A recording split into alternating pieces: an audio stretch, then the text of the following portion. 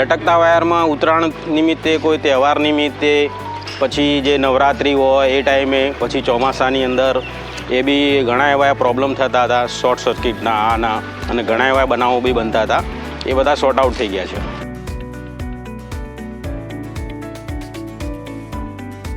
લાઈનની નીચે વૃક્ષો અમે નહોતા વાવી શકતા, એ એક બેનિફિટ થયો છે.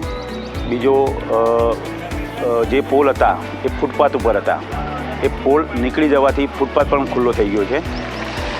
ત્રીજું કે મકાનની નજીક વાયરો જતા હોવાથી અકસ્માતનો ભય રહેતો, એ બિલકુલ ભયમાંથી મુક્તિ મળી છે.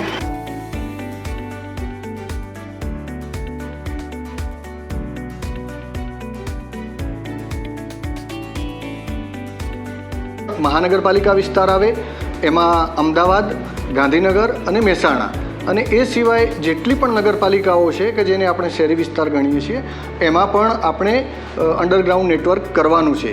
રાજ્ય સરકારે આ વર્ષે 500 કરોડ નું જે બજેટ ફાળવ્યું છે એ વાયર ફ્રી સિટી માટે ફાળવ્યું છે.